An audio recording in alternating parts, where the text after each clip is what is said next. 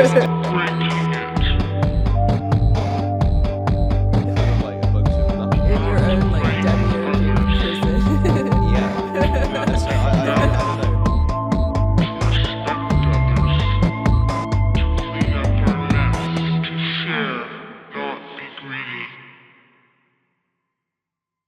Hello and welcome to another very special episode of Mystic in the Machine podcast. This week we have another awesome guest, a YouTube channel that I have followed since the beginning. I have watched your journey very closely. Congratulations. Like, it's just been so wonderful to watch you. We have Quinn's Ideas on, also known as Ideas of Ice and Fire, if Back you're in the part of day. the OG club. For those of for the people in my audience who might not know who you are, would you like to just give a brief tagline? Yeah, so I'm Quinn's Ideas. I've been on YouTube. I just checked for like almost 9 years, at least on this channel for almost 9 years. Wow. And yeah, I started off mainly talking about the Song of Ice and Fire books because I was really obsessed with them at the time, and like nobody wanted to talk to me. Nobody wanted to hear me like talk at them about a Song of Ice and Fire. So that was why I started my YouTube channel. And it's kind of evolved since then to include more. I've pivoted towards more science fiction topics, but yeah, I just cover the books that I enjoy and I like. I changed my name to Quinn's Ideas not too long ago, a couple years. It's been 2 or 3 years now. It's been a long time since I rebranded. Mhm. But yeah, I mainly talk about science fiction books that I like and that I think are interesting and have cool topics. And it's been a lot of fun. Amazing. This is why you're a perfect guest for Mystic in the Machine, because we kind of comment on how kind of science fiction-y the current era is getting. Yeah. And how it kind of feels like we've stepped into a sci-fi novel. I have What a do you- robot that vacuums my house. So I mean, I saw today they announced like the first car that's passed the FAA licensing agreements, whatever. So it's actually getting manufactured. It'll be like purchasable by 2025. They're manufacturing it. So there's a flying car that's been like fully approved and it's all like going how ahead. is that gonna work? That seems like super hectic. I don't know how that's Yeah. gonna work. But... Like, especially with the whole submarine thing that happened. the submarine. Yeah, I think people, because part of the reason, because that was supposed to be commercialized, like they were that was what they were planning to do, was to make it like a commercial deep sea travel. But I think that people's faith in technology and this sort of utopian future kind of sank along with that thing, because it the same thing, like, you know, Virgin was launching their space flight tourist thingy, but after the submarine thing happened, people are kind of like, ugh, and you're sort of seeing a lot of the triumphalism and excitement around space Titanic. Yeah, literally. That's what I don't people are know. saying.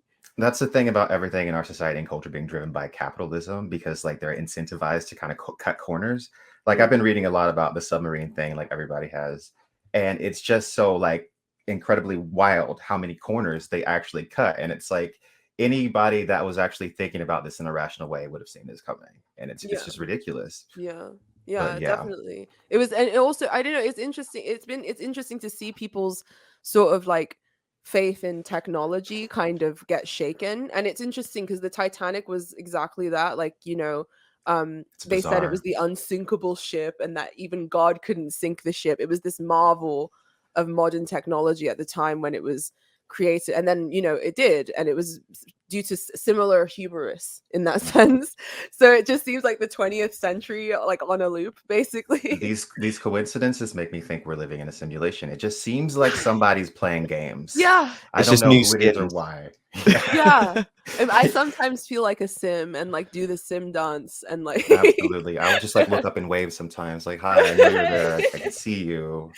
I wish you're you playing could these see tricks. like the plus and minus signs, like when someone pisses you off. Isn't it funny? I've played a lot of Sims in my life, and I like see that sometimes. If I'm having an interaction with some people sometimes, and I'll see like the minus or the plus in my mind. Definitely. How many times a day do we minus sign each other? Oh, not too often. Not too often. Well, yeah, let's dive right into the meat and potatoes, because I'm so eager to talk to you about so many things. So you're gonna get a lot of questions, so prepare yourself. So speaking of the zeitgeist and like the culture and stuff, one thing I've noticed is that we're living through a period where like resentment and the desire for revenge is like rampant in the cultural sphere. Everyone has like a bone to pick with everything. Yeah. Everyone seems to have made an enemy of like their other or whatever. And like we see a lot of tales of vengeance in fiction. We also see like a celebration of like revenge, and that's not to say I have a John problem with Wick. revenge. Yeah, John Wick. Yeah. I not to say I have a problem with like revenge tales. Like I'm a huge Tarantino fan. Like Kill Bill was one of the first Oh, movies that had like a huge impression on me as like a huge. little girl. Gladiator. Yeah, Gladiator. That's Mhm. a good example for sure. But yeah, like revenge is something that we love and that we kind of salivate for in fiction. Another example I can think of is like in Game of Thrones, like the different responses in the fandom to Sansa and Arya. Yeah. I mean, Arya, people love Arya because she's active and she seeks vengeance and she kills people and does this. But people hate Sansa because she's more a lot more passive. passive. Yeah, passive. But then again, people forget you're looking at a little girl A in child. like insurmountable circumstances. But because she's not like swashbuckling and like stabbing her enemies, people. To me, Yeah, sorry, go ahead. the glorification of Arya to me was always weird, and I always said so, and people gave me like shit for it. But like, I to me, it was almost like it was always like I'm reading the account of like this deeply traumatized girl who's been like really hurt by the world, and I'm just like thinking like she can't grow up normal. Like this is No. she's never going to be okay. And I'm Yeah. like, why are we cheering this on? It's like she has Yeah. this obsession with death, this Yeah. obsession with revenge. She says the names of the people that she wants to die before she sleeps at night. Nothing Yeah. about that is healthy. Yeah, I see it as somebody whose soul is being twisted. And I Torn I apart. don't see her story ending well, but then again, the cultural psyche is perceiving her as a hero. And I'm like, what does this say about the cultural psyche?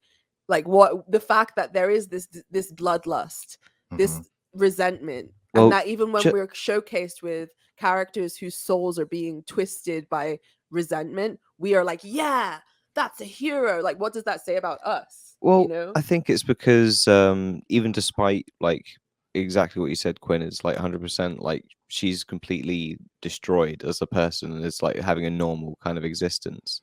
But both there is like a mirror path there of someone that kind of at least appears like they take their own agency seriously and like act upon it and like seek whatever that means in their sort of like fucked up view of the world now.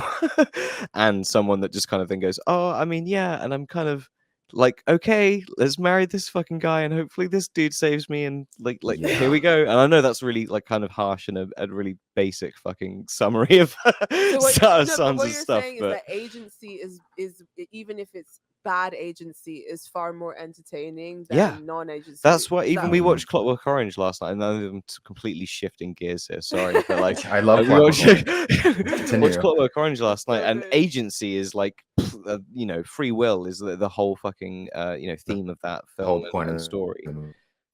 So it's you know, and I thought that was kind of one of the more compelling kind of parts about it, as well as that exploration of it. And yeah, that's why you're always rooting for Alex, despite him being a fucking asshole, and knowing that he was a really bad guy, and maybe on some level did deserve some of the kind of revenge that people try to seek on him afterwards. But at the same time, you're like, it's going again, like you're just as bad as him now because of the way you're treating another human being. What do you think? What are your thoughts on this sort of vengeance, bloodlust, Well, and how you think it sort of mirrors the culture? I think it's just we're very angry, and a lot of us are full of like resentment because we feel like there's something. We feel like we've been lied to. We feel like things have been like kind of dangled in our faces and then like snatched away. I had to deal with this too. Like I've gone on like such a insane journey over the past like 8 years, because like I grew up in a really like tumultuous environment that was like not very loving. That was like often violent, and I felt very alone, right? And I remember like when I went away to college and I started looking back on my childhood and examining things, I felt very betrayed, like betrayed by the adults around me, betrayed by the world who had like told me all these things that were like lies. So I did go through this like phase of just being really resentful and really angry. And I think a lot of these stories, like I got really into them because I don't know, it gives you that outlet. It gives you like the person, it's like you're connecting because it's like, okay, the world betrayed you too. The world lied to this character Arya too, and the same thing happened to her is what happened to me. So you feel that connection, and you want her to get revenge because you want that revenge. You want to be vindicated. It took me so long to like let go of this idea that like, oh, like I can like get back on these people that did these things to me. And it was a long process, but I think a lot of people go through that same thing. And I think that's reflected in our media and our fiction. Definitely, massively. But one thing I really love about authors like George R. R. Martin and Frank Herbert is that they don't ever give people their pound of flesh. And that's kind of the second half of the question is I would love to hear you talk about how you feel in both Dune and Game of Thrones, this bloodlust is kind of subverted. Yeah, well, okay. So it's like Paul Atreides and the Fremen, right? Ostensibly, you want him to succeed. You want the Fremen to overcome their oppressors, get back on the Emperor, and all of these things. But then when it happens, it's moving to a place that is not only destructive to Fremen culture, but like to the universe and the world and everything itself. So I think Frank Herbert subverted your expectations by saying, yes, this is the hero. And yes, he's going to win. And yes, he's going to succeed. But the events that occur after he succeeds aren't going to be what you think. And they're going to be negative. I think, okay, so George R. R. Martin, I'm sorry, I'm a little bit rambling. It's okay. This is Ramble City. So George R. R. Martin is always talking about, or I've heard him say several times that when he reads The Lord of the Rings and he gets to the end, he always thinks about, okay, so what did Aragorn do with like the remaining orcs? Did he go like genocide them? Did he like slaughter them? And I think Frank Herbert and George R. R. Martin, they both wanted to tell that story of yes, you can have this hero and yes, you can have this triumph. But what are the realities of what happens afterwards? Nobody can be perfect in the face of like, what do you do about the orc problem? You know what I mean? Like, what do you do about the orc problem? And you see that too with the character Daenerys, right? You want to see her succeed in Meereen. You want to see her be this hero and succeed. But like the problem that she's dealing with goes beyond like she can come here and burn things with her dragons. It's not the show. You know what I mean? Yeah. And succeed.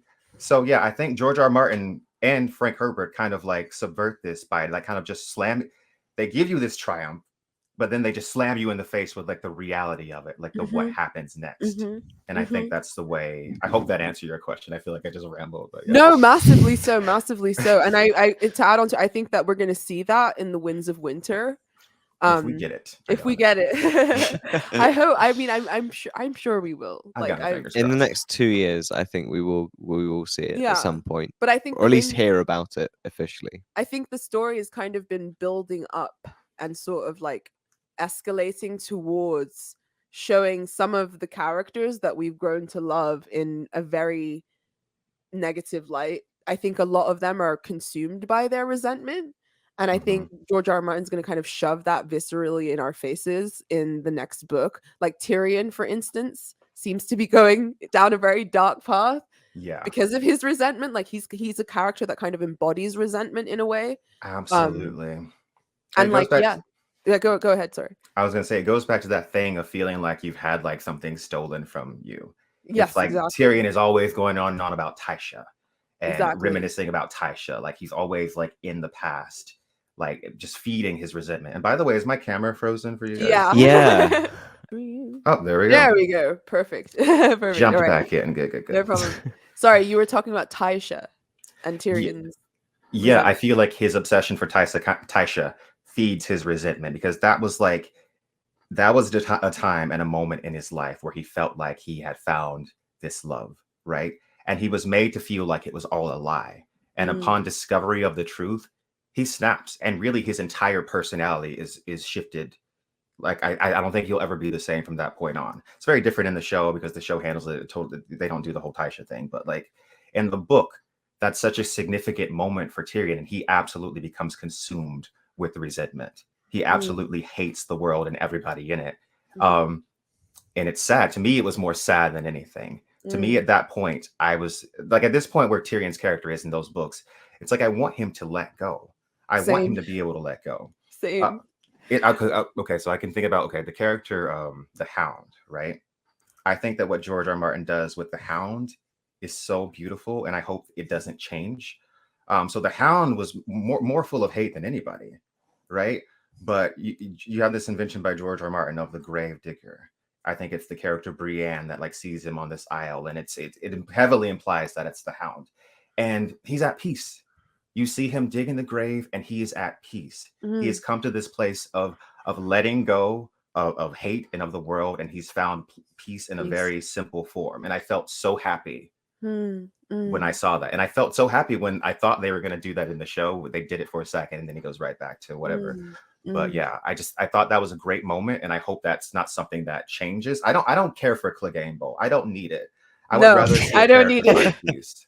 People are still yelling about Clegane Bowl, like even now. Like, Oh it's my crazy God. to me. It's absolutely crazy to me. They were basically forced to do it in the show, so I get it. But Oh yeah. God. Oh dear. Oh dear. Mhm. But yeah, one thing that I really think is that authors like Frank Herbert, I'm gonna get schizo now.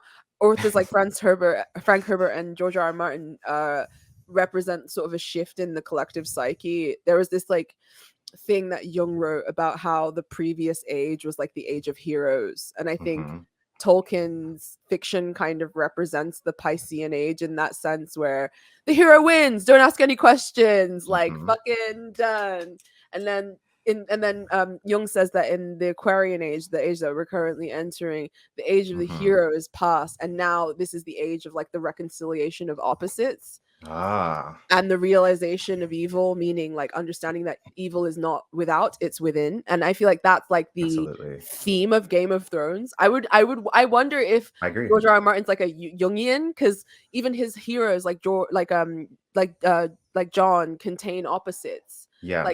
He's also a reconciler of opposites. He's a low-born bastard, but he's also, noble. He was at the wall, but then he, has a relationship with a wildling woman and becomes part of their community. He doesn't kill the enemy. He integrates into the enemy, understands the enemy. He fucks the enemy.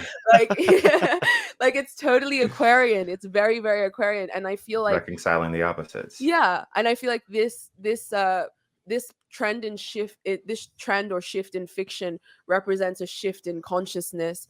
I am so delighted that you have authors as like mindful as George R. R. Martin, who, they're not denigrating the heroic stories of the past.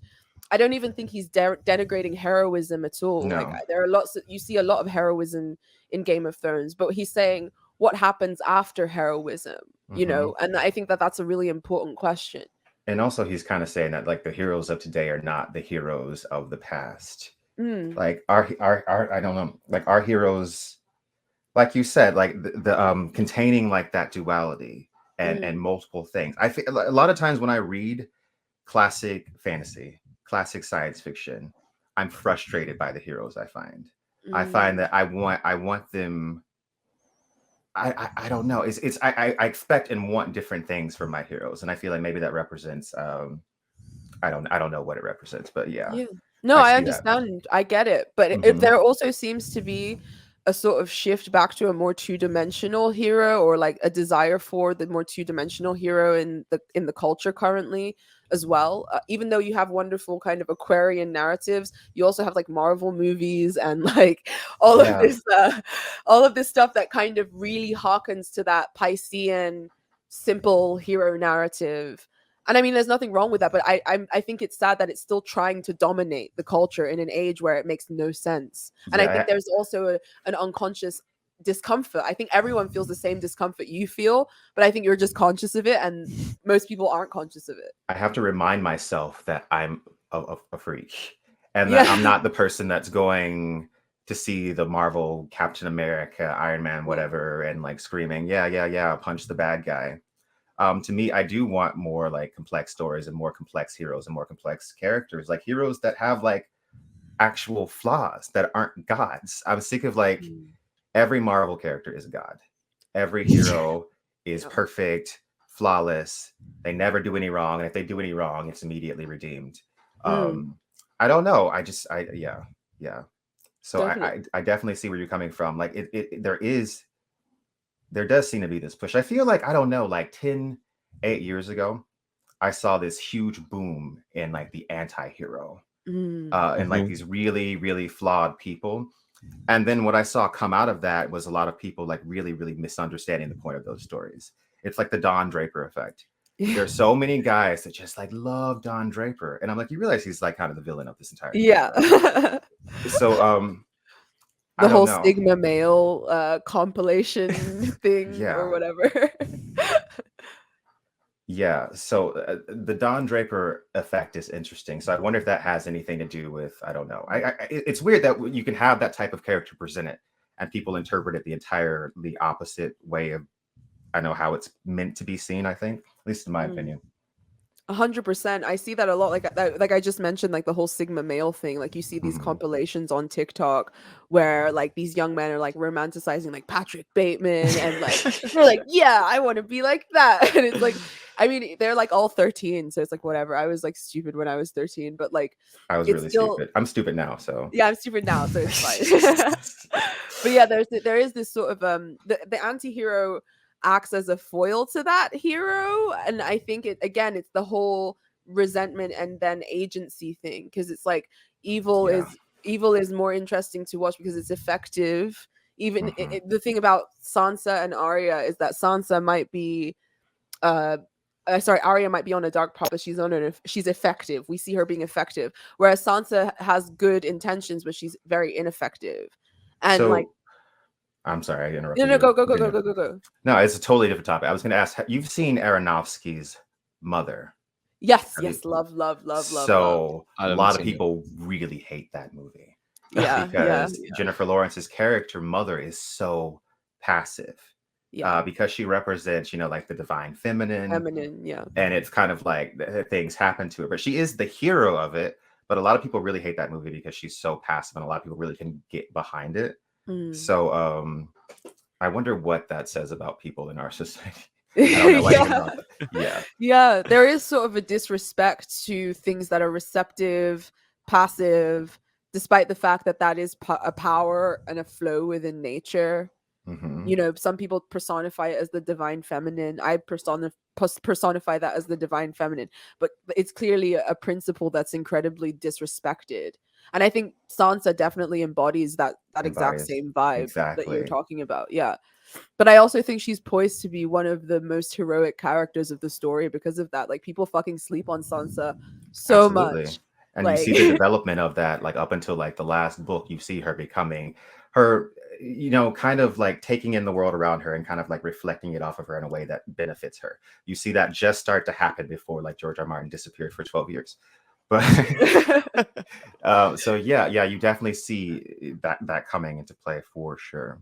Definitely. And Sansa has always been a character that I really liked and really rooted for. I know a lot of people get really frustrated with the Sansa chapters, and they say like, "Oh, Sansa chapters, there's nothing happening." I'm like, there is a lot happening. Like, you're seeing her development as a character, and you're seeing like how someone develops. You're seeing like how someone can start to use passivity as a weapon. You know what I mean? I mean, she's taking Littlefinger's influence, and because she's so overlooked, because no one's thinking, oh, maybe Sansa could do that.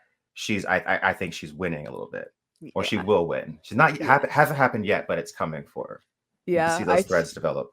I need it. I'm waiting for it, which is why whenever everyone's like, "Oh, Winds of Winter isn't coming," I'm like, "Fuck you, it'll happen." Like, it's like telling a child that Christmas isn't coming. Like, you can't do that to my heart. Yeah. And in contrast, we were talking about Arya, and I see a very different path for Arya. I see Sansa coming out of this. I see Sansa coming out of this and being stronger. I see Arya coming out of this really, really, really just having a piece of her. There's a piece of her soul that's going to be missing forever. There's going to be that darkness inside of her. I remember that one of my favorite scenes, I can't remember if it's in Clash or Storm, but it's the scene where they're on the hill of cut down weirwood trees, and you have this old dwarf woman that knows that Arya is hiding in a bush nearby. And she says, "I see you, wolf child. I see you, blood child." And she says, "I gorged on grief at Summerhall. I need none of yours." She's like, "I see a darkness in you. I see this dark side of you." So she's basically pointing out that Arya is kind of like marked for death in a way. There is a darkness inside of her that is going to manifest at some point. So the thing that frustrates me about people's glorification of Arya and their interpretation of Arya is that, yeah, George R. R. Martin is kind of presenting her as like a protagonist, but he's also making it very clear that there's an extremely dark side to this, that this is not okay. Yeah. So yeah, like even the Mhm. way she kills remorselessly, and it's like, sadistically. yo, yeah, it's like I don't know if you've read any of the unreleased Winds of Winter chapters, but there's one called Mercy, which is about Arya, and it's extremely dark. Just the way she kills, she gets a lot of pleasure from it. She uses like sexuality, and it's just like it's this side of Arya that we have not seen before. And I don't understand how anybody can read that chapter and think, "Yay, go!" It's kind of like you're like, "Yay," kind of. But it disturbs me because there legitimately are people that are like, yeah, That's empowerment. yeah, Mhm. they like she's a girl boss basically. Yeah. And it's like, What got me in this show is how much pleasure people got of that ridiculous scene of Arya being dressed up as like Walder Frey and poisoning all of these extras that we had never seen before. I'm just like, why do we need to see her poison a bunch of extras that we have no emotional attachment to, that we've never seen before? Like, I don't care. Like, I don't know what Sure that anybody else she's, is getting out of this. To show that Yeah. she's vicious, you know. But that's, I don't know, it's part of our culture. American culture is hyper People loved it. competitive. It's incredibly like, and I'm not to say that Britain's any better, but we're more covert about our ambition and our narcissism and our like will to Bloodlust. power. Yeah, exactly. It's like Mhm. considered quite vulgar here to be like overtly ambitious or overtly aggressive, whereas in America, unless you're that way, you're gonna get fucking swept the fuck aside. And I feel like Exactly. that definitely reflects in the media. Like I feel like Tarantino's films are more of a celebration of revenge. But then someone like Oliver Stone like acts as like a foil to Tarantino in the sense that his films are an examination of the damage that resentment and revenge do. Like if you compare something like Natural Born Killers to Kill Bill, for instance, there's like a huge gulf between that. And I think it's really dangerous in American culture, especially because resentment causes things like school shootings, for instance. It causes things like political We polarization, definitely live in a terrorism, culture. all kinds of things. People go around thinking that they are aggrieved and they're wrong and they need to take revenge out on society. It's a very destructive motif in American culture. Everyone's Kaczynski pilled. Yeah, everyone's like Yeah. Kaczynski pilled, basically. We definitely live in like a culture of resentment where everybody wants to be everybody feels like they were hurt by somebody else, and everybody wants to be kind of like the biggest victim. And it is really frustrating when people like, we should be coming together on certain things, and it should be really obvious that we can come together on this, but because people are so resentful of the other person, that all of that gets in the way, and it creates all of this conflict where it really should just be like pretty straightforward. And that's so frustrating. As I get older and older, like when I was younger, I used to think, I still kind of have this thought that if I can make a convincing enough argument, like if I can really sit someone down and like talk to them, that I can change their mind. And like the older I get, the more and more I'm giving up on that. I feel like I still believe it to some degree. Definitely. I feel like people's minds can be changed. But I feel like in our society, especially now, that's harder and harder to do because people are so mistrustful of everybody else. They always think someone is trying to manipulate them or like lie to them. Like it's really, really hard for two people that believe in different things to sit down and have an honest conversation with each other, because both people feel like the other person is trying to manipulate them or is lying to them or is just making stuff up. I don't know. Yeah, It's really everything's weird. like one giant King's Landing. Like Mhm. I feel like the atmosphere in King's Landing is now like the atmosphere of the world. Like I remember when way back in the day when me and Jake were playing the Game of Thrones Telltale games. Oh yeah, good where times. you get to like back in the day. I know, my The heart. Walking Dead too. Telltale. Oh man, I know. We're showing our age right now to the like little Zoomers in the audience that don't know what we're talking about. But like so yeah, that there was in that you get to kind of simulate being in King's Landing, and I remember sweating bullets trying to think of the right answer to not like get Cersei's ire on me or whatever. And like everything kind of feels like that now. Like people are walking on eggshells and everybody's playing some kind of political game. No one I can can't trust anything. tweet Like anything. I cannot tweet anything. Literally the other day I tweeted, I love watching animal rescue videos. And I get like 10 comments. Don't you know that some of those channels abuse animals? And I'm just like, holy shit. Oh my god. I'm sorry. I'm just talking about like I like to watch cute YouTube videos. I think sometimes. that I like. Jesus Christ, that's horrible. Oh my god. There's always got to be that one asshole. But then when you're on the internet, they all manage to be there. So there's about 10 to 100 of them, and they just don't shut up. Yeah, pretty much. But like, yeah, it is really a great thing that people like George R.R. Martin and like Frank Herbert exist, that you have these really thoughtful authors who are meditating on these things really deeply. Another like filmmaker who I would put in that category is Kubrick for sure. Oh, absolutely. I think that resentment is like a major theme of a lot of his films. Like Clockwork Orange, we just rewatched it yesterday, and like after Alex is released from prison and he's sort of mistreated by all the people who he's mistreated, even though they're somewhat justified in the fact that they want to see him suffer, the fact that they actually go through with it and gain pleasure from it. Why do you get so much pleasure from it? Yeah. Says something about humanity. Yeah. That like we derive so much pleasure sadistically. Yeah. It's like Black Mirror. I don't know. I forget what episode it is, but it's the one where the woman is a killer, and we don't find this out to the end of the episode, but we see her being tortured throughout the entire episode. Yeah. And people are like cheering it on because she's done this horrible thing that she doesn't remember.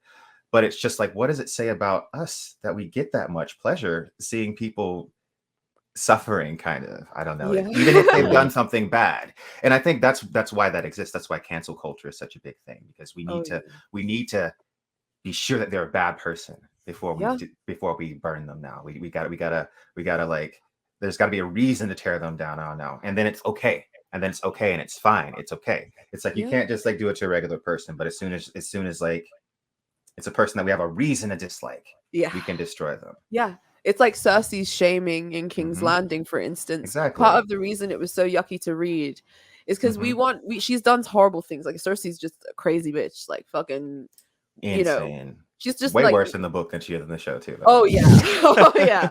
Like she's just like a horrible person. Even the way she treats Tommen like breaks my heart. I think that she's not definitely. Like that bathtub scene where she's just like.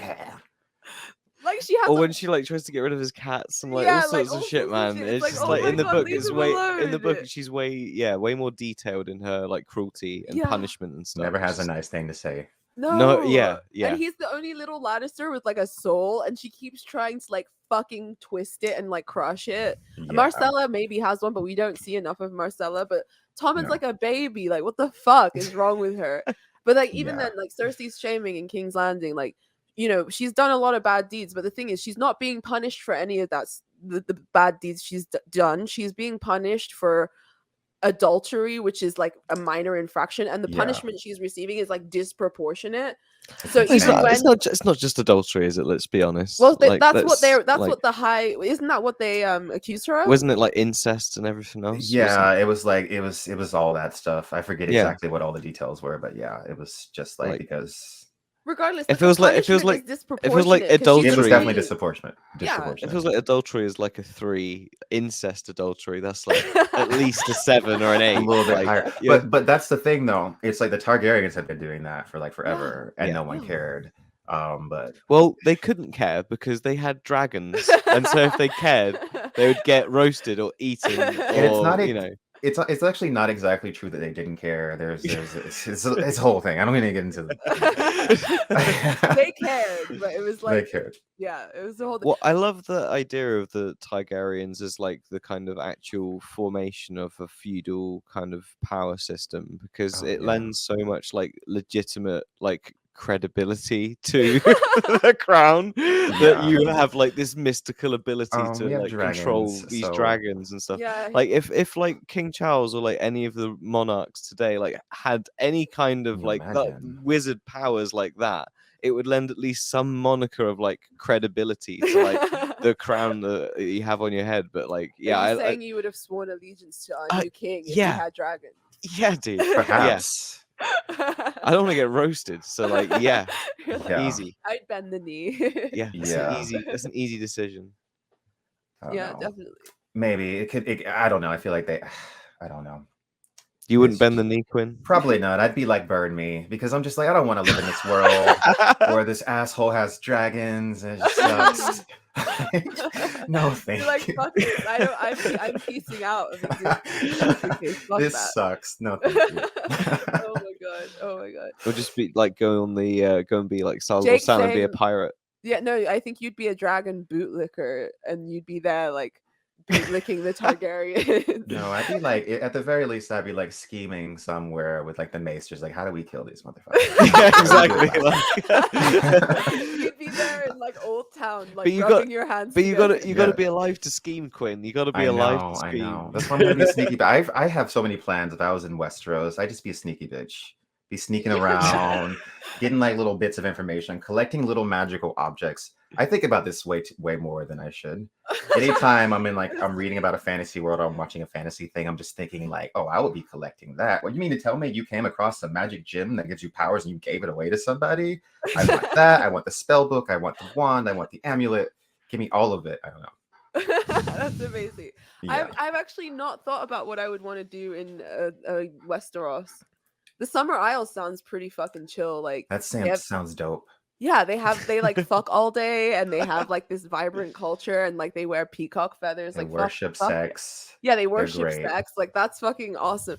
Or like being a prostitute, like one of the high end courtesans. Yeah, like a high priest. Yeah, a high priest would be cool, or a high end courtesan in like Bravo. In Bravos. I thought you meant because in the Summer Isles they'd have that thing where like the prostitutes are exalted. It's like that's like a really, really like great thing to be a prostitute in the Summer Isles. In the Summer In fact, Isles, in the books, Littlefinger does not own the whorehouse. It's actually someone from the Summer Isles. It's a woman from the Summer Isles, if I remember correctly. shit. Yeah. No way. So he has like George R. R. Martin wrote an empowered black business owner. Exactly.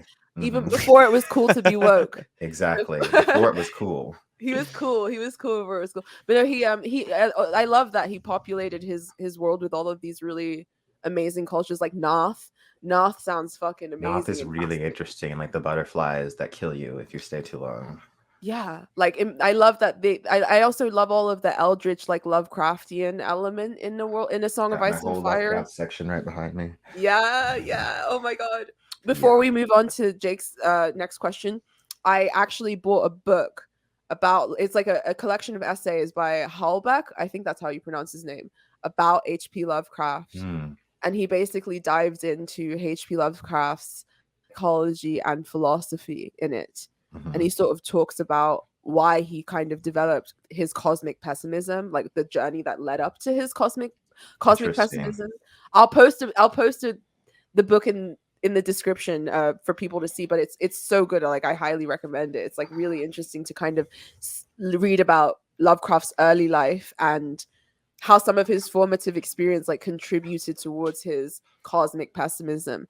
But speaking of cosmic pessimism, our next question is about Three Body Problem, which you've recently made some videos about, and which Jake has. I haven't read it yet, and I need to, and I'm like really excited to. But Jake has read it all, so Jake has a question. Well, for you. I listened to it all, but so it's kind of different. It's kind of like it kind of washed over me, so I feel like I do need to go back and like read. It's one of those you kind of need to have eyes on the page. Yeah.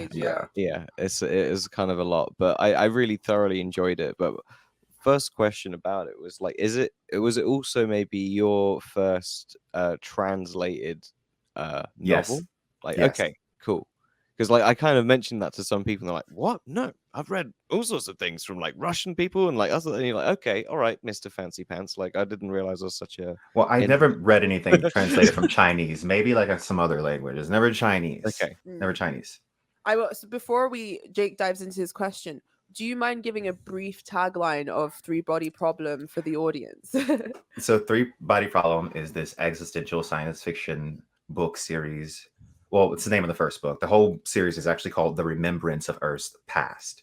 It's by Lu Shixin, a Chinese science fiction author, and it revolves around humankind coming to terms with its place in the cosmos and their reaction to that.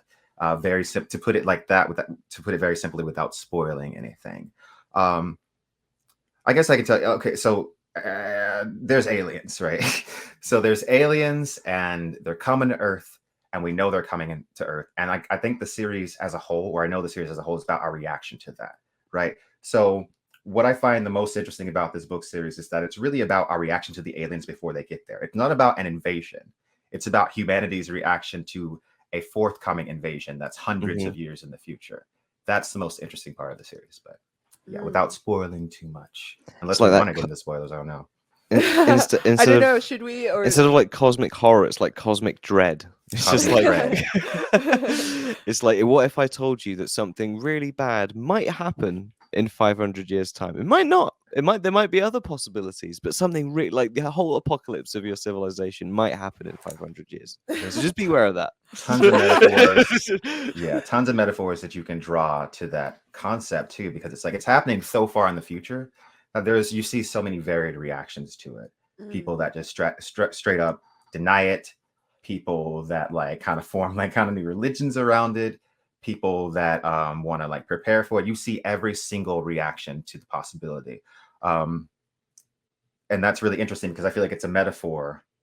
I don't know if this was intentional on Tristan Lewis' part. I can't see that it's not, but it's like a global warming thing. I definitely see it as like a clear global warming metaphor. Like this is happening, this will occur, but it's so far in the future that it's like humans aren't good at like planning ahead, or humans aren't good at thinking about stuff that's so far in the future. We just aren't.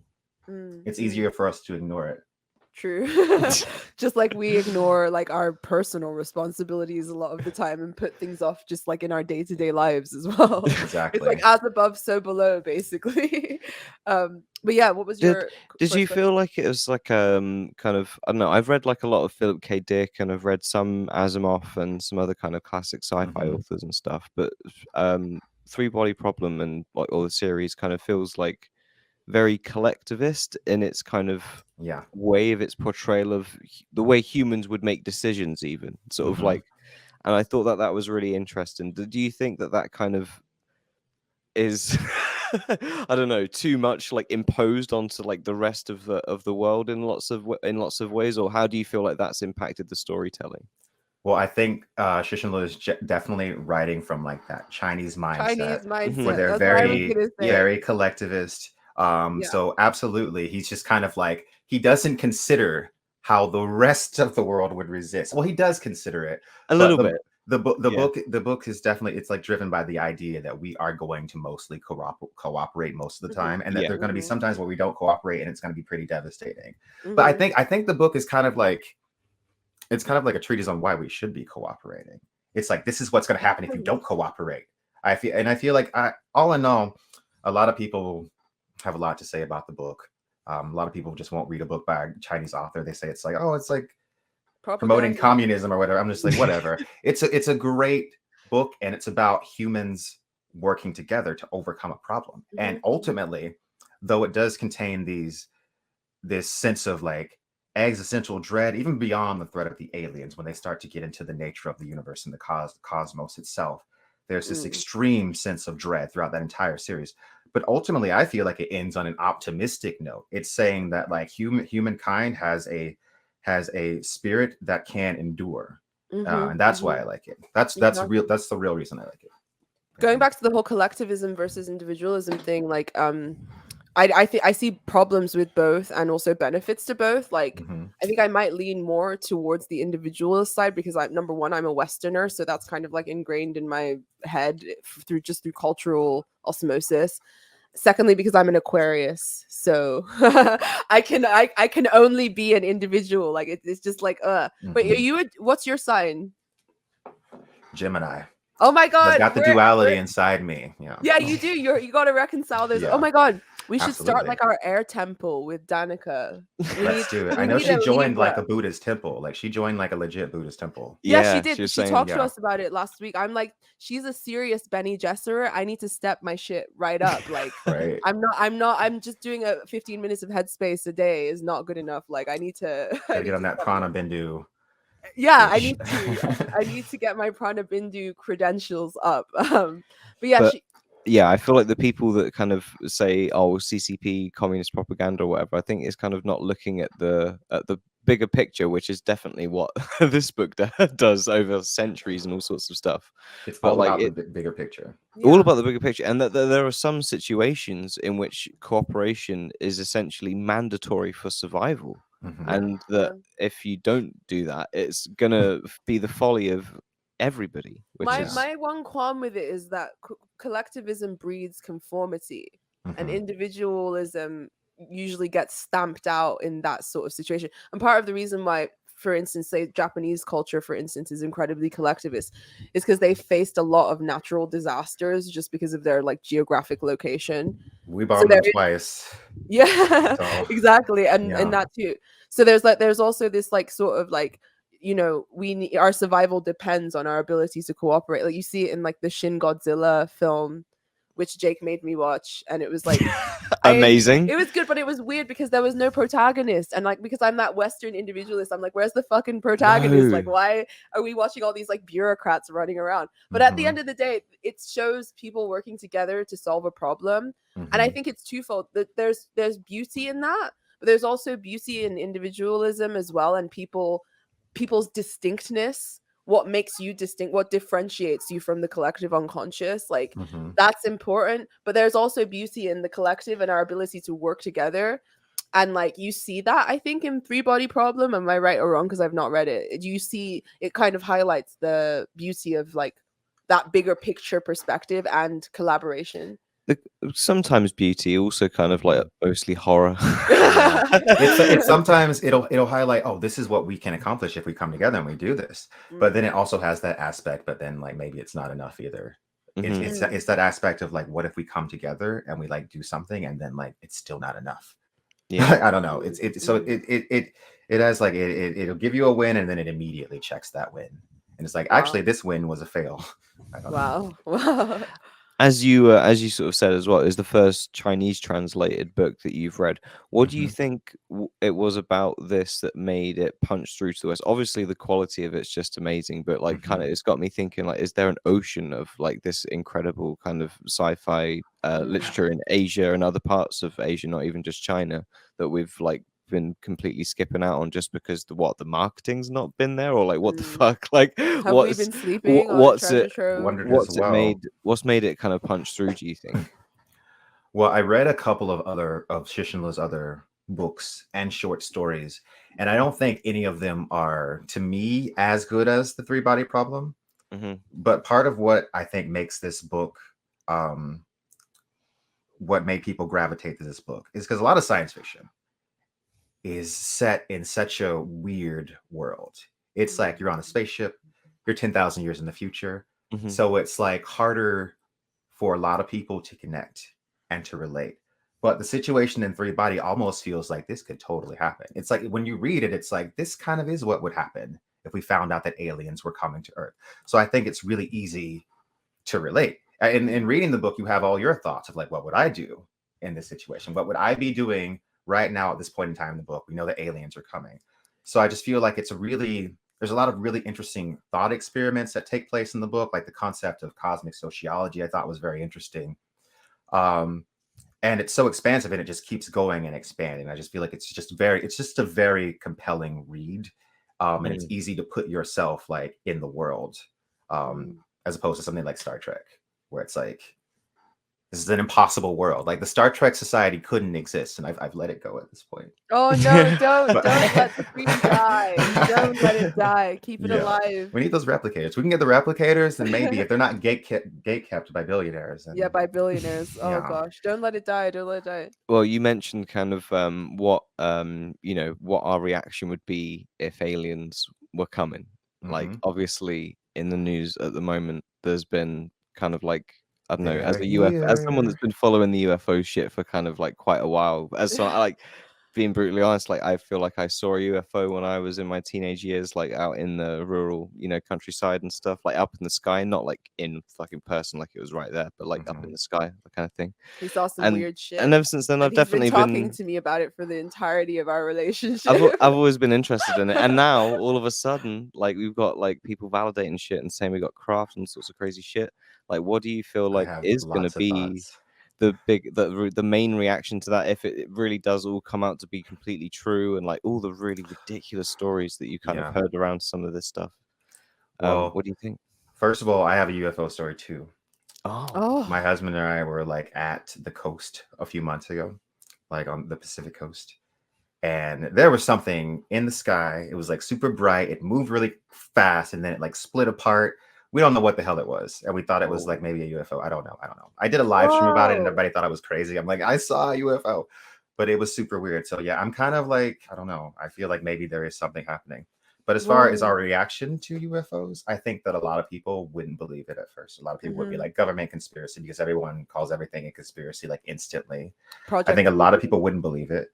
But once it became like super obvious, I think an interesting thing that would happen, and I think the three-body problem goes into this a little bit, is what would happen to people's religions, right? Because I've tried to talk to like my grandma, for instance, about aliens before, and she just goes like, "Oh, that's not in the Bible. That's not what God, yada yada yada." And so I wonder like how that type of person reacts. Oh, it's already started. One thing I've realized is that all the non-canon biblical books, like the Book of Enoch, and even in like Islam and all this other stuff, now they're sort of becoming canon. These were aliens. Yeah, in order to kind of find a biblical or theological explanation for what's going on. There's this I think it's really because like 10 years ago discussing the Book of Enoch openly was like heresy, but now all the Christians on TikTok are like talking about Nephilim and like all of this stuff and blah blah blah, and like, you know, it's I think that you'll see a lot of religious people find ways of rationalizing it, and I think it would just cause a mass existential crisis basically. Well, my thing is, okay, here's my actual theory about the whole UFO phenomena, right? Let's say if 100% there is something happening and there are these crafts and there are visitors, I don't think they're too worried about us and our reaction, because if they are here and if they're like really avoiding detection, clear detection this well, then they are unbelievably advanced. And they've probably been here for a really long time.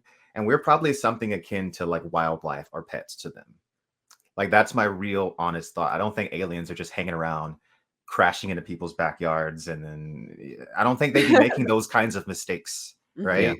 So that's my little take on that. That news story was hilarious with like the Mexican guy who was like, aliens crashed into my garden. Oh, I totally saw that in Vegas. That was in Vegas. Yeah, that was great. I was like, that was so good. That was so good. Way to get your 5 minutes, buddy. Way to get your 5 minutes. And his grandma was there, just like, yeah, what's going on?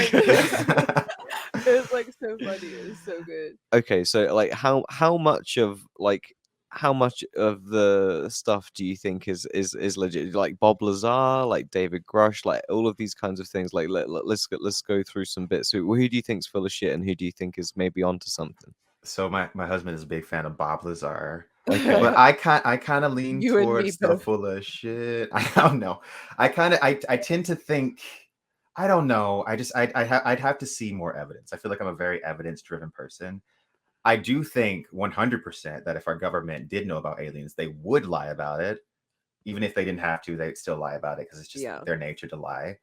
So I just don't know. I don't know who's full of shit. I haven't seen the Bob Lazar documentary that's on Netflix though. That one that like blew up a couple years ago. Yeah. So I probably need to watch that one, but I don't know. I'm the type of person who just doesn't want to know. Like, I don't want to know. Like, I don't think it's necessary. Like, in all honesty, like, I feel like humans have enough to struggle with in our day to day that like something like that would just be maybe a bit too much for us. By aliens. And I think it would. Okay, here's the deal. I think it would give a lot of people something that humanity has been craving. Like since our conception, which is that higher power. And that's something that people really, really want. They want something higher than them that they can look up to. And I think that if aliens appeared in the sky tomorrow and they were like, "Hi, we're humans," I think a lot of people would feel not fear, but a sense of relief. That we are not alone. And I think that's something that I can kind of vibe with and relate to. I feel like, because I feel like I immediately would think, why are the aliens here? I feel like if they can travel this distance, they don't need our resources. Why are they here? I feel like, I don't know, it just seems like it's an exploratory mission or it's benevolence. To me, I feel like it'd be more likely if they came all the way here that they're not here to destroy us. Mm. Maybe that's optimistic, but that's what I think. Because I feel like the universe is so full of resources. Why go plunder a planet that's so far away? Where Yeah, you've got to yeah. travel that has life on it. Like, why? My whole thing is I just like I'm interested in the psychological effect it's having and the fact that it's kind of turning into this form of post-secular religion in a way. Yeah. And I think that because I'm somebody who believes in numinosity, and I think numinosity already exists and that it's in all forms of life on Earth, out in the universe, whatever. And I think that the fact that secularism has sort of failed to provide people with meaning means that that gulf is now being filled by things that it shouldn't be filled by. And I think Like to an AI? extent, UFO phenomenon, not to say that that's not a numinous thing, but I feel like it shouldn't necessarily fill the numinous hole within us.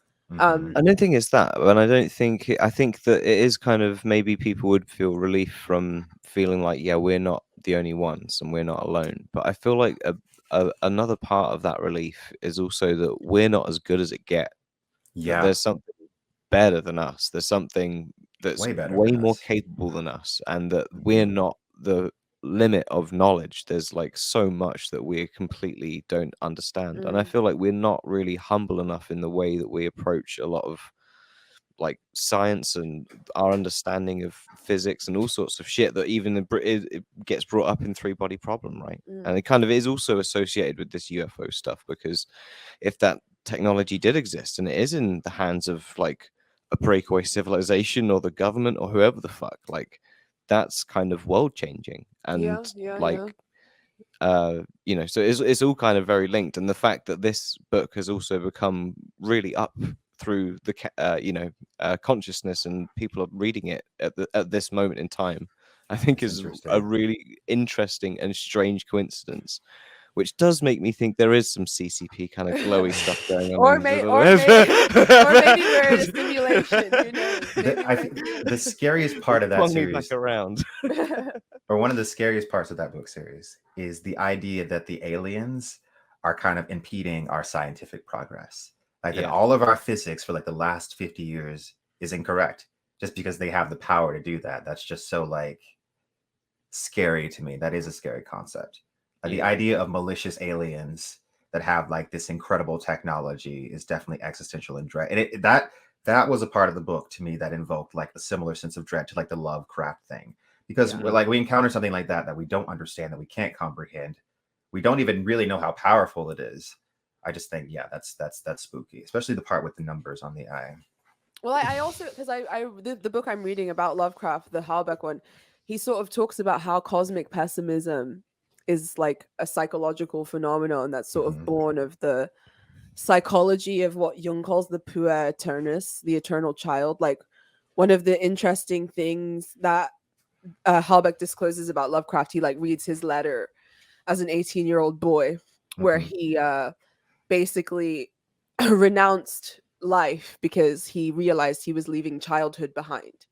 And believe it or not, Howard Phillips Lovecraft was like a pretty normal kid who was really imaginative and loved to play and had a lot of energy and passion and will towards life and connection with the numinous, I would say. But then as soon as he turned 18 and realized that he would have to become an adult and enter the real world, and he saw that the real world was full of posturing for status, pursuit of money, pursuit of, you know, all of the things that, you know, the world tells us will make us happy, he was like, fuck this shit. And he fell into a massive depression. He was like the first incel. He fell into a massive depression and became a recluse, and spent the first decade of his 20s, basically his entire 20s, he spent home in a state of existential angst and like despair. And his dark, pessimistic cosmic view was kind of born from that initial rejection of life. And I think there is something, I think that because I'm like more of a Jungian, and I think it's like a lot of this stuff represents psychological phenomenon. I do think that there is a link between cosmic pessimism and the puer aeternus, the eternal child, the negative manifestation of that archetype, somebody who is unable to leave the comfort of like the womb of the mother and like say yes to life. And I think that struggle is playing out in the culture with incels and stuff like that, but it's also playing out in humanity as a whole. Like the cosmos awaits us, and basically, are we going to say yes, or are we going to like retreat back into And be this afraid. and be afraid of the Cthulhu that's like, you know, lurking in the darkness? That could be lurking. Yeah, that could be lurking in the darkness. But life is full of all kinds of dangers. Like part of the neurotic condition, like Lovecraft's neurotic condition. And I mean, despite the fact I respect him as an author and all this shit, he was a very not nice guy, and he had a lot of issues. He would have been like the 4chan like Nazi or whatever. That's who he would have been if he was alive now, like posting creepypastas in his bedroom, being resentful. Yeah. His rejection of life was so He'd been profound. a MGTOW. Yeah. His rejection of life was so profound that he basically constructed almost a religion, a cosmology around it with his universe, even though he probably wouldn't have viewed it that way. But I think that the reason he's outlived so many authors. You know, there are authors whose prose was better than his. He was like a pulp fiction writer, for fuck's sake. But he has outlived them all, and every new generation kind of discovers him organically. And I think the reason why is because he's so emblematic of the internal struggle that's going on in humanity right now, of whether we're going, because like I said, the age of Aquarius is here. The cosmos awaits us. But what are we going to do? Are we going to populate the darkness with monsters, or are we going to see hope in the stars, you know, in the lights? And I've like felt that struggle within me too, because I grew up with my grandparents. My grandmother was a very neurotic, anxious person. And because of that, as a child, I was very neurotic and anxious. And she would say things like, "Don't walk down the street, something horrible is going to happen to you." So I was very afraid. And it took me a long time to like let go of that. I had at some point, like, I don't know, like rejected the world and like thought like, okay, I'm just going to live in this room for the rest of my life because I don't know if I can cope. And also I had like ADHD and like depression and other things that were going on that like were diagnosed but weren't being properly addressed. So I did go through that at some point. And it really was just me. I had to like make that leap. I had to make that hop and just say like, okay, I think I can like try and do this. So I definitely felt that like struggle like inside of me too. As above, so below. Like I say, like the human condition is kind of a reflection of the cosmos, or of the cosmos in that sense. And I feel like that's that struggle within that Lovecraft was experiencing is what a lot of young people today are experiencing, because like nowadays we're incentivized to be atomized. You don't have to leave your room, and you can socialize with a billion strangers on the internet. You can spend all day scrolling through Twitter. I mean, the whole thing with when Twitter has now limited people's scrolling, and there's lots of people who are having like meltdowns about it. I'm like, this is great for me. Like, oh, please limit my scrolling. Yeah, like I think it's I mean, I'm not that I'm a fan of Elon Musk or whatever, but I think it's maybe the one positive thing he's like ever done. Is limit people's screen time. And I mean, even China does it with their youth for TikTok. I wish that the West would do the same. And I mean, I'm a content creator, so of course, like, you know, people being online benefits me, but I don't really care that much. Like, I know that the people who are meant to find my stuff will find it, and who it's not for is who is not for. And I wish more people would sort of take on that attitude and be more engaged in life. But like, there are so many ways now that you can reject life, especially like through technology. But the more you sink into that like womb, the sort of the womb of the devouring mother, the more resentful you become, the more cosmically pessimistic you become. I mean, Lovecraft was a huge racist. And I think part of the reason that he was racist is because, again, he was this edible child of the devouring mother. He was terrified of life. He rejected life. He rejected experience. He rejected difference. He was suspicious and fearful of just about everything. And he created these demons from the unconscious and gave voice to them. And, you know, but even then, I don't condemn him entirely, because he's human and he's complex, and he created an incredibly rich, layered world that went on to inspire so many authors. His work has touched everything. The Dreamlands are a fascinating place. He despite the fact he had a lot of neurotic issues, there was beauty in him that he managed to bring out. So I have respect for him in that sense. It's pretty genius, like world and character crafting is Oh, kind of yeah. Lovecraft. Like that's It's like kind of making a like religion. It's like the going to someone and saying, "Hey, do you want to write a fucking religion?" Like he A really did fucked that. up religion. Yeah, exactly. well, it's like the way I discovered Cthulhu, I think, is a great example of how good his world building is. Like, I discovered Cthulhu because I was super into thrash metal, and like I got into Metallica, and in the Ride the Lightning album, they have an epic ending track of the album called Call of Cthulhu. Mm, Cthulhu, even just like how it's spelled, everything about it Mhm. is like so it alien pulls Mhm. you in. you're like, I have to look that up. What the fuck is Mhm. Cthulhu? This is And gonna then that sound instantly is like the Yellow King. Like it all, it It just will like just leads yeah. like straight into the Yeah. whole fucking thing. It just opens up this whole world, and it's Well, just like, oh my god, that was just like a reference from a metal band, and that's just like completely. it's so expansive. It's just because of the way it's spelled and the way it looks so alien. mm, Just that fact, like Godzilla. As much as I love Godzilla, we've mentioned him before. Like mm. He's a big you can kind of lizard. yeah, exactly, you've got that idea in your head already that it's going to be a big lizard, and that's Mhm. exactly it. But then Cthulhu is so like, what the What the fuck fuck is is that? that? Like, It's just Yeah. So Wait, this is gonna sound silly, but like I discovered Cthulhu from the South Park episode. yeah, Like I was a kid, and that's how I discovered Cthulhu. And I got Mhm. an H.P. Lovecraft book. I like checked it out from the library and read The Call of Cthulhu. It was a book of short stories. So that's how I Wow. got into Lovecraft, literally from Wow. that South Park episode.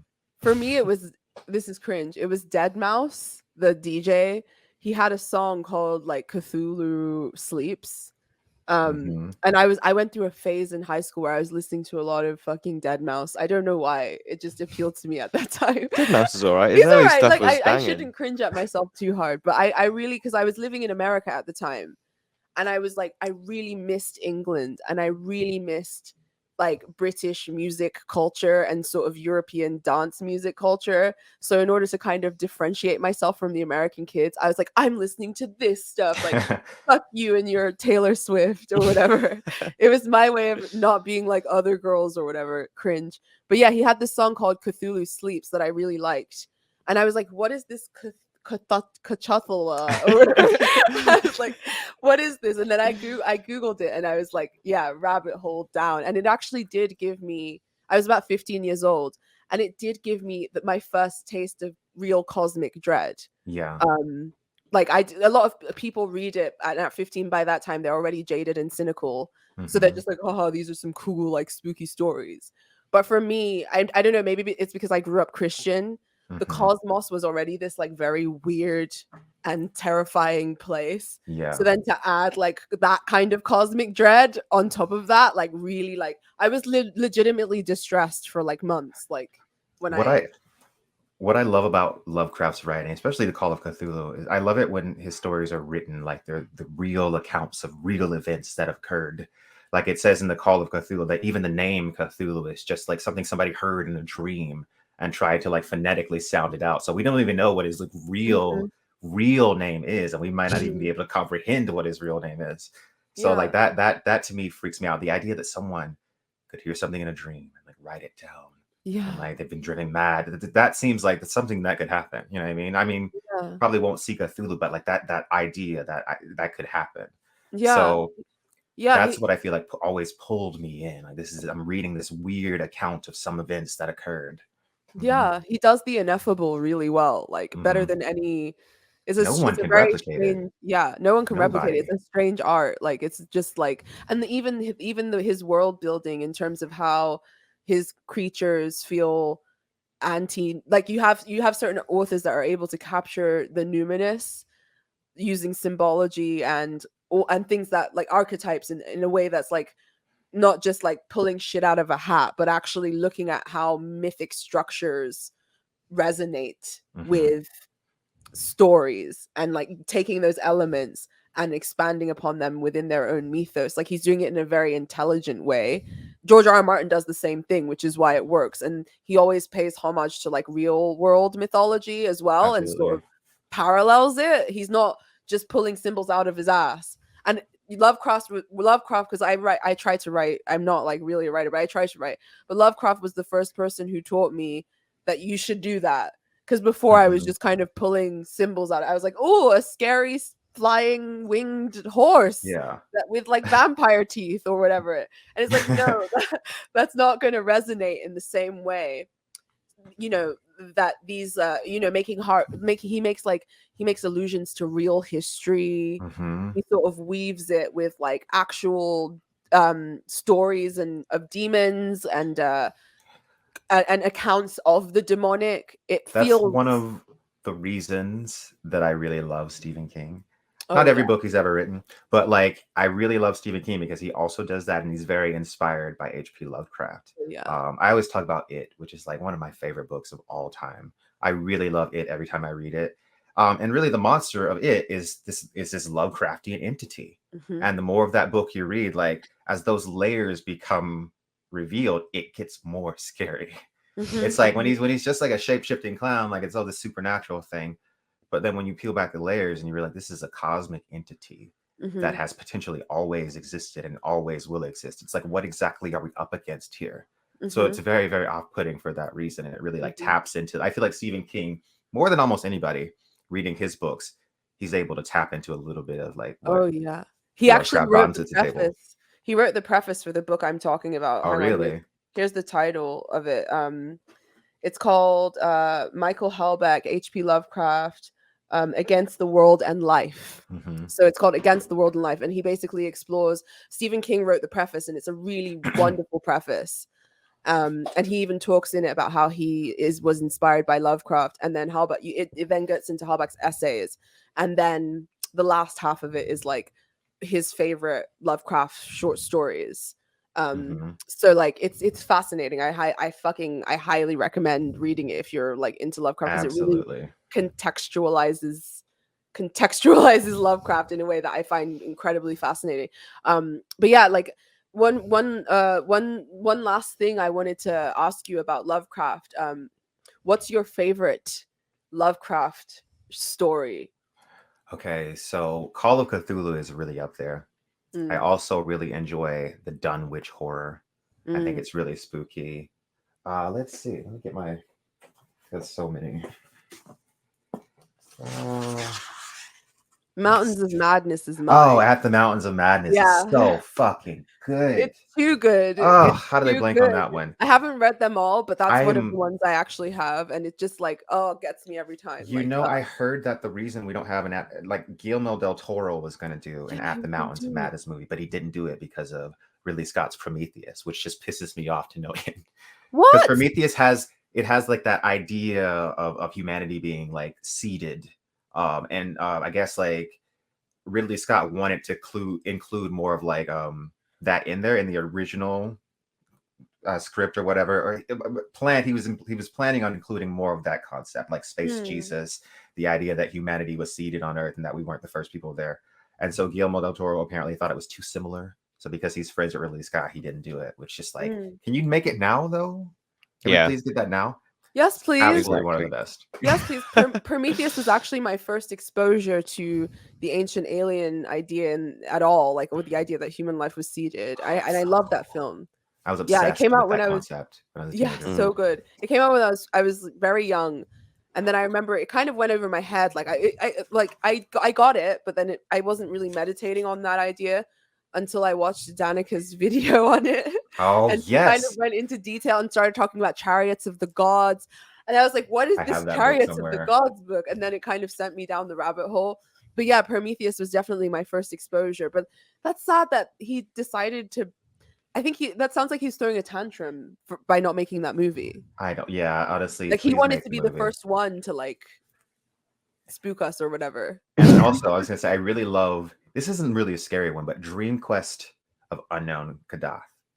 That's Ooh. such a cool story because it's about like this like weird, psychedelic, bizarre dream world, and we get to see like Nyarlathotep at the center of the universe. It's just like a really cool, like trippy story about this guy that's like making these journeys through the dream realm. And it's really Oh weird. wow. Oh wow. Yeah, I really want to know more about his dreamlands. Mm-hmm. Um I haven't really delved into that a lot, but I know like what I've heard and read tangentially, but I haven't like It's not delved exactly into it. consistent in its portrayal. Mm. Like a lot of work, I feel like a lot of Lovecraft's mythos and universe, it's not exactly consistent.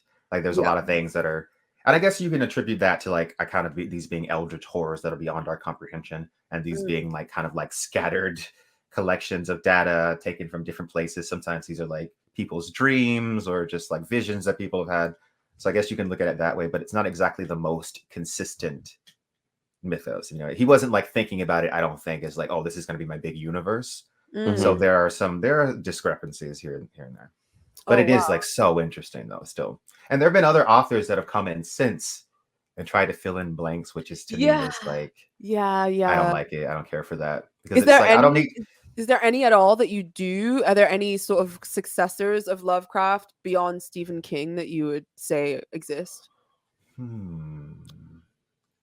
I can't think of any right off. Oh, Jeff Vandermeer, who did he wrote Annihilation, the Area X trilogy. I don't know if you've seen Annihilation, the movie. Yeah. But the book is a lot more Lovecraftian, a lot weirder. I definitely recommend that trilogy. So he definitely has a lot of that. He was able to evoke, I would say, some of that sense of what Lovecraft provided. So yeah, him. But that's something, like I said, that's extremely hard to do. And I feel like most writers are not good at it. And I feel like I have yet to see a really good Lovecraft adaptation. Yeah. I feel like I just haven't seen one yet. There's been a couple, but I don't know. The Richard Stanley the Cage, Color Out of Space one. It was okay. I thought that was all right. That was about as good as it gets so far. Yeah, I didn't care for it. Did not care for it. Like I'm fine with Nicolas Cage. I didn't get it. Okay, so that story, Color Out of Space, that's another one of my favorite Lovecraft stories.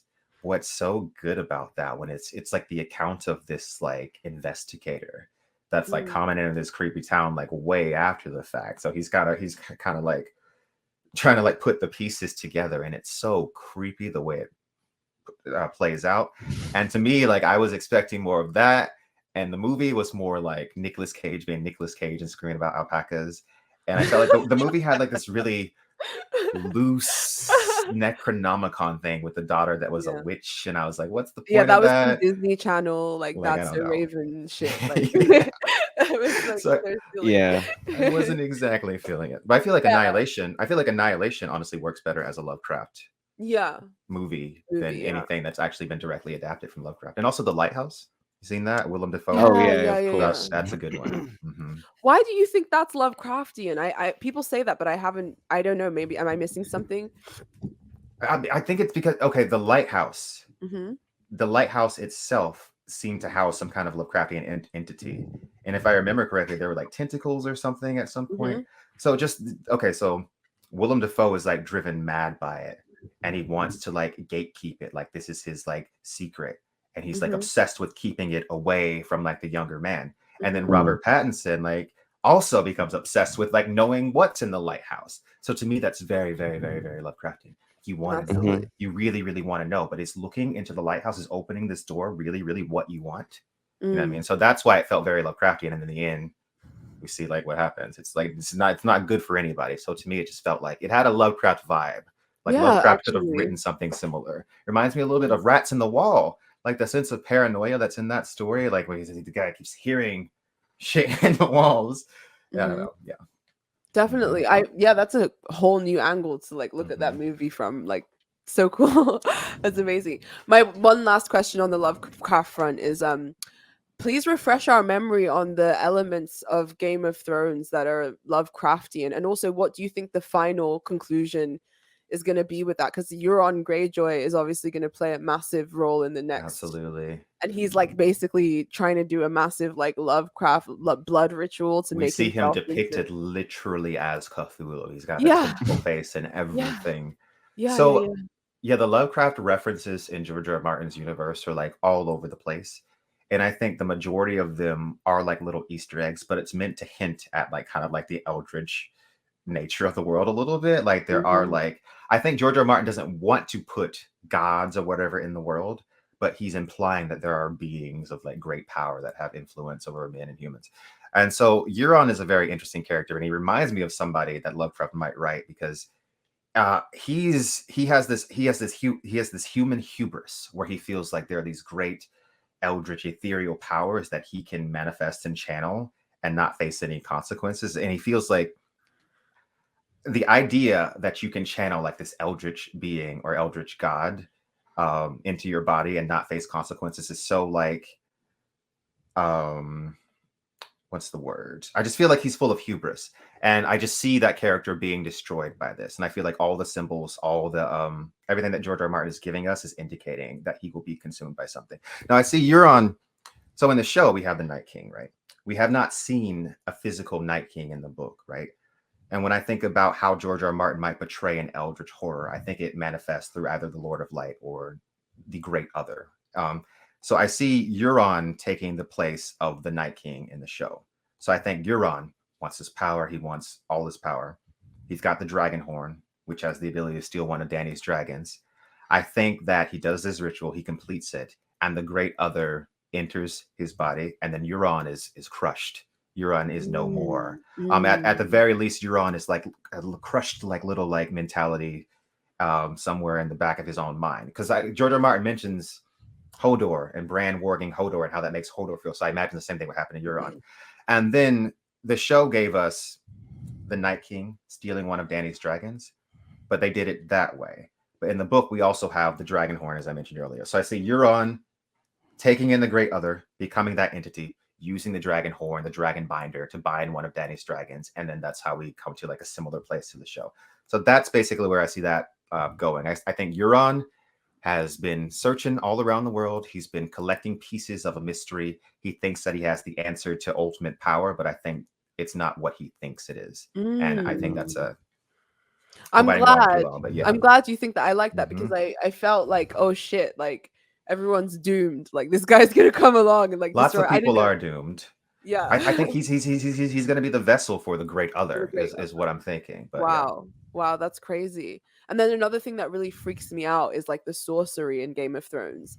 It always seems to involve sacrifice. It's dark. Like even like where Melisandre trained in is not a shy. It's a shy. Yeah, like the fact that it's this place where magicians gather and can to do practice, whatever they want. Yeah, the blackest arts and human sacrifice. Even what happened to Varys.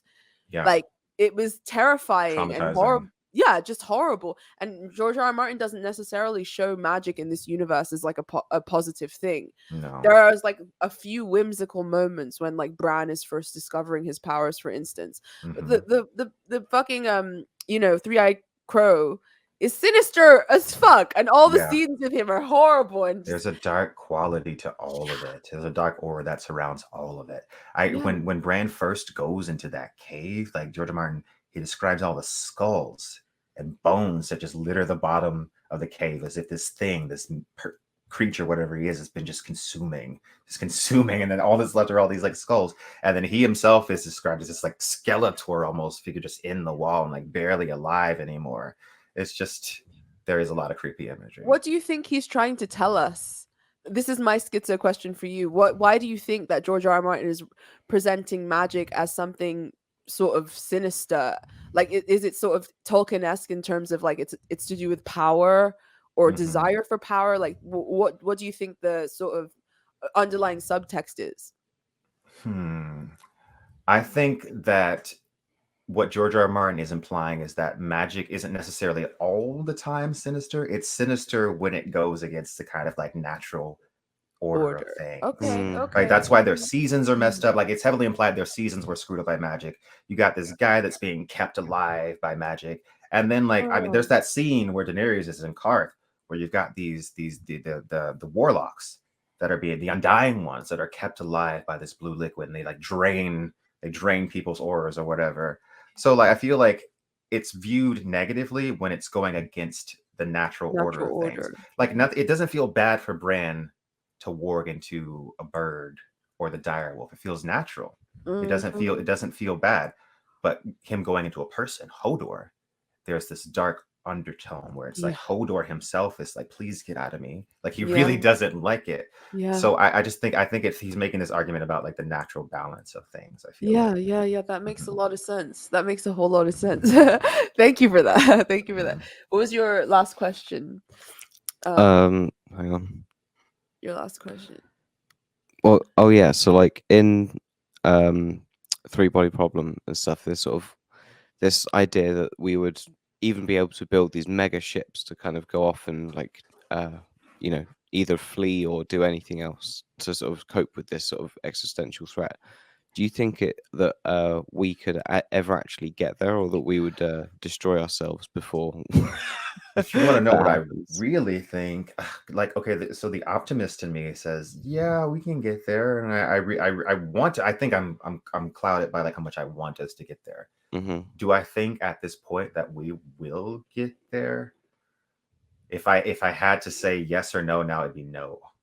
I know that's kind of pessimistic, but I feel like we're on a really, really, really dark path as a species right now. And I feel like something has to change.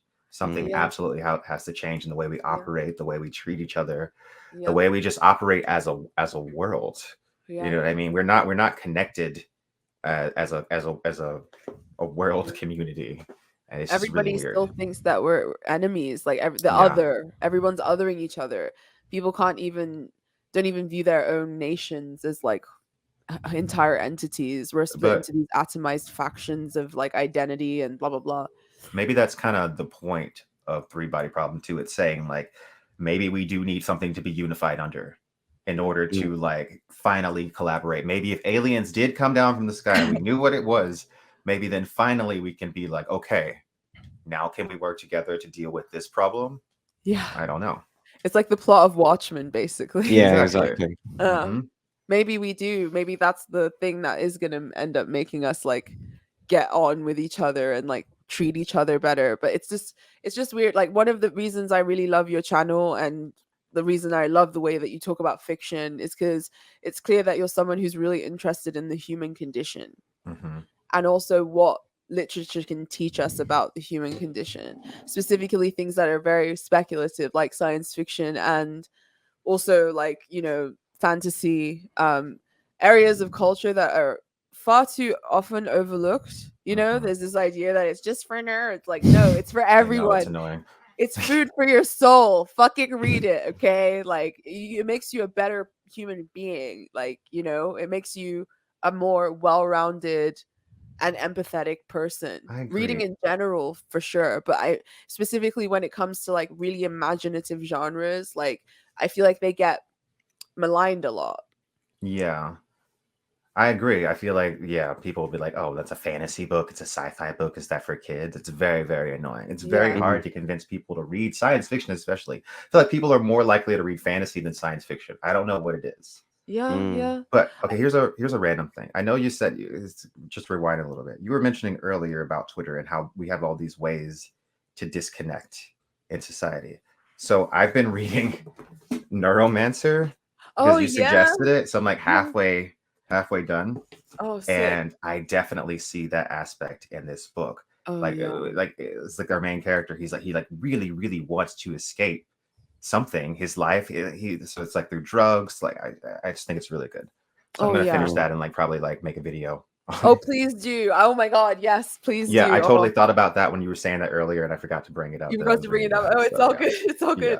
Oh no, please make that video. Like, please, please, please make I think it. we've got it, haven't we? I Yeah, haven't we got I it. haven't You've read not it read it yet. yet. I've Yeah. still It's got. really I've good. got Oh, it on my it's so list. good. Oh god, like, and yeah, it does definitely does show like the modern predicament and like how alienation breeds rejection of life and like a retreat into like the Oedipal womb. And Yeah. it's sort of, yeah, the reason why. And the thing is, I think part of the reason why science fiction tends to attract quote unquote nerds or whatever is because it is escapism in a sense, Yeah. but good authors don't allow it to be escapism. Like, good authors always Pulls you right orient back into you. the real world. Yeah, they push you right back into the real world. They orient you right back towards life. Hmm. And they tell you, and that their message is always to embrace life. There are some people who use fiction and fantasy to reject life, and Hmm. then there are some people who it makes their life all the more richer. And I really admire that you managed to create a channel and like a career and make your life around inspiring people with fantasy. Like, you were actually active with that interest, you weren't like Hmm. passive with it. So yeah, I really admire that. It's been extremely rewarding to like bring books to people. Yeah, it's been extremely rewarding, and I'm just like, I never thought that I would still be on YouTube. Honestly, I never thought that I would be like as successful as I am and to be able to make this my career. So it's exciting not only that I can just talk about books that I like, but that I don't have to like chase a trend because that's what I've always been like afraid. I'm like, I do not want to Yeah. like make videos about like whatever the most popular thing Popular thing is. is, I just do you've hit not. a sweet spot, really. Like, I fucking envy and root for you, and you've hit like a sweet spot, and like I'm so sad that there isn't more room for that kind of thing Yeah. on YouTube, of like not chasing trends and like being really intentional and soulful about what you're putting out. And I feel like you and a few other sort of people in your kind of milieu are sort of the last little island of that. So Yeah. it's like, keep floating, please keep floating. It's like, it's needed in a Yeah. world of drama content and like really like just lowest common denominator bullshit. Like, it's so nice and refreshing. Yeah, I feel like every platform is becoming worse, YouTube included. YouTube wants to be TikTok, like Yeah. with these shorts. I hate shorts so much. They make me want So to much. die. I Yeah. hate shorts. Oh God. I feel like YouTube has always been the place for long form content. It's the place where you go where you want to sit down, watch a video, and not 30-second video that you can't like fast forward or rewind. It's just so annoying. I hate it. And I feel like that's becoming less and less of what YouTube is. It's being more and more. I feel like there's been these ups and downs, right? There's been like YouTube is pushing long content. Now YouTube is pushing short content. YouTube is pushing long content. Now it's pushing short content.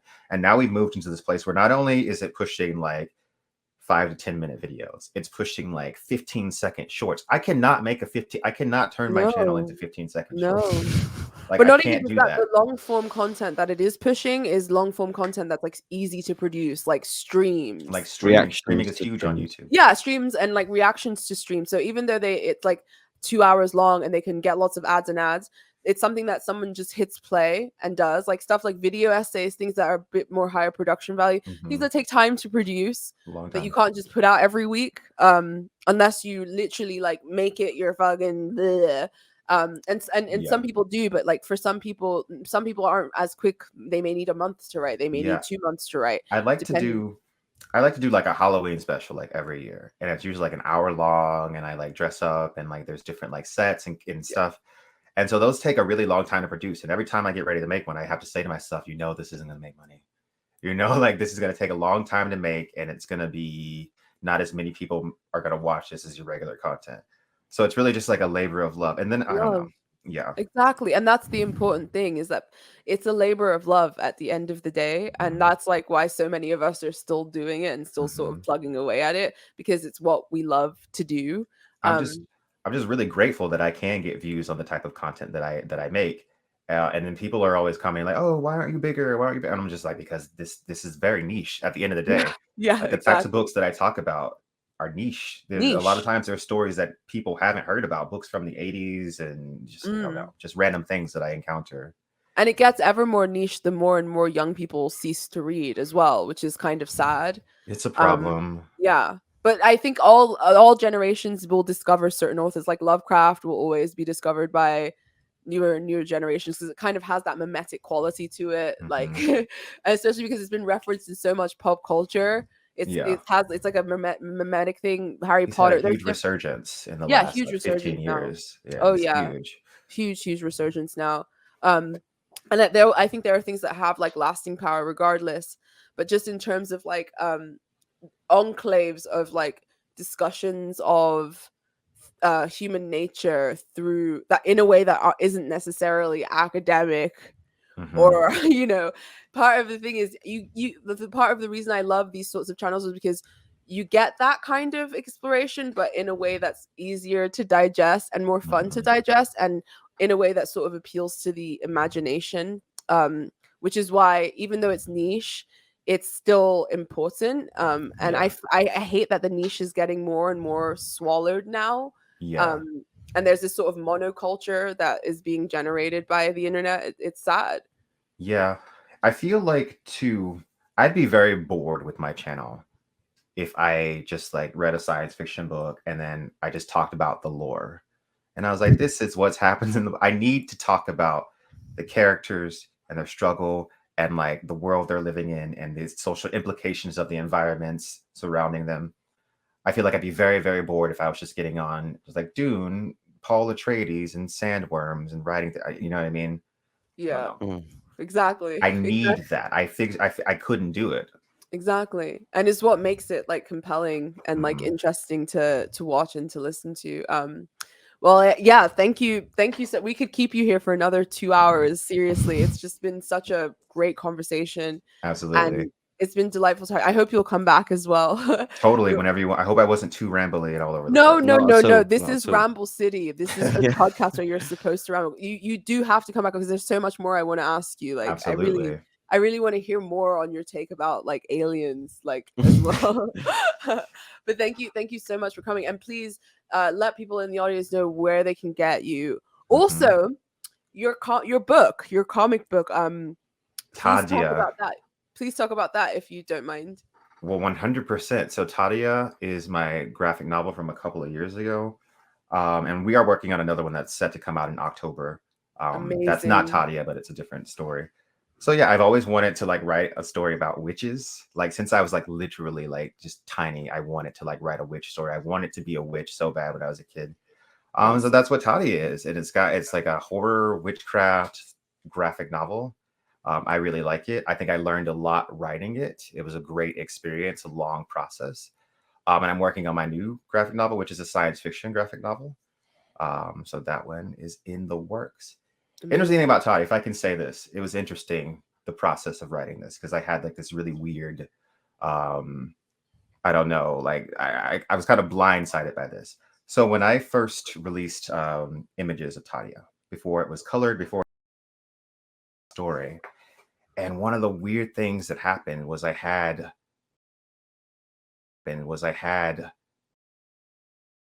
were like, what is this? Are there black?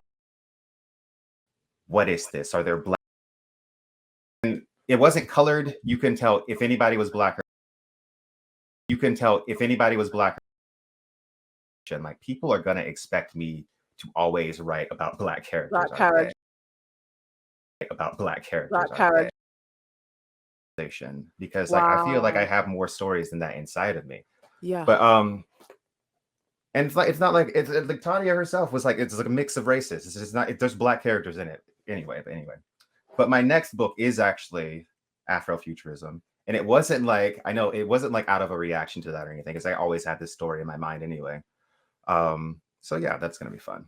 Wow. That's so interesting though. Because it's been a thing that's been raging on, like the whole sort of representation thing, and the way that people talk about it is incredibly ham-fisted and like limiting a lot of the time. And the Mm-hmm. way that it's done can also be incredibly ham-fisted too. Um, it's sad, and also it's sort of it's done in this very narcissistic way of like, unless it's literally me, I can't relate to it, which is just not It's fucking just really true. Like, frustrating. I don't yeah, it's understand it at very all. narcissistic as well, in my Mm-hmm. opinion. Yeah, yeah. I really love the book Lovecraft Country because I feel like I really related to that. And then the show was like, again, to me, just pandering, just like nonsense. I really hated the Lovecraft Country show, whereas the book I felt was really authentic. And the Yeah. show had this quality of like this The weird, monster is racism. yeah, just this Oh, weird yeah. quality to it that just really I felt like it was a total betrayal of the book and a Yeah. betrayal of these characters that I really connected to. And it's just reminded me of just like how like there's been this push in our society for like representation at all costs, and I feel like that's fine, but it's like don't write shitty stories and put a black person in it and then get mad if people don't like the story.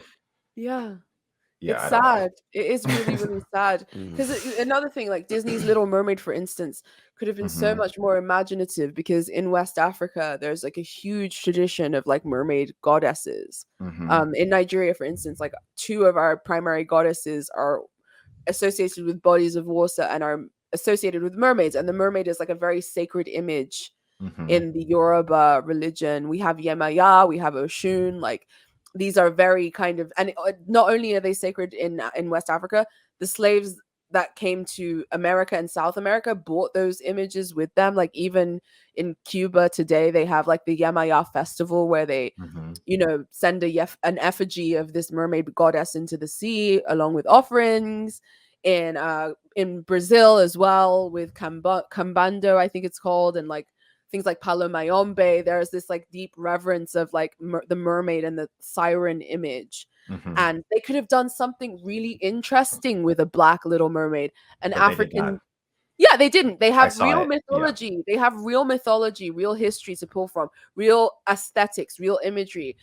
Like, I'm actually Nigerian, so I know a lot about Nigerian history and culture and aesthetics. I'm actually And of Nigerian ancestry too. yeah, I can tell. I can feel it. I can feel it in the air. I also think that Kanye is probably, he looks like a Yoruba man. He just looks like one of my uncles, like, especially when he's got a pot belly. Like, it's like, you're definitely, and like, all he needs is like the earpiece and like a BlackBerry, and he's like full on Nigerian uncle status. But yeah, like, there's so much folklore that they could have pulled from to tell like to showcase real African history, not all this because Black Panther, I found it offensive as an African. I was not, yeah. There was I didn't nothing like it. African about it to me in terms of its aesthetic, the iconography they chose to use. It's for American Black people. Yeah. Like that's the thing. That's the thing. Like, I was really bothered by Black Panther because everyone was like, "Have you seen Black Panther? Do you like Black Panther? Are you into Black Panther?" I'm Yeah, like, same. it's like I would rather read Octavia Butler I don't Exactly. care.